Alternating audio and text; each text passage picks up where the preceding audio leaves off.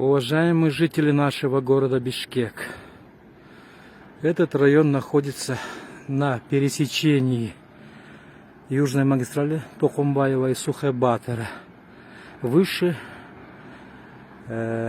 офиса «Газпром».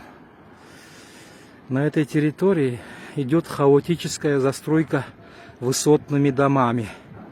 Вот напротив построили 14-этажный дом.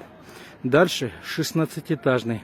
А вот на этом участке, на этой лесополосе, хотят построить дом свыше 20 этажей.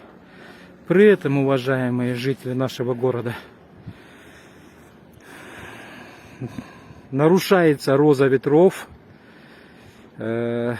воздух, вечерний бриз гор будет закрыт этим высотным домом. Неужели эту лесополосу нельзя сделать сквером?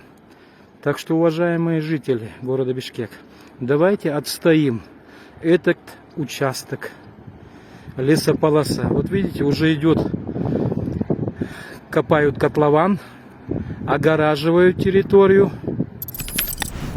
и уничтожат этот лесопарк.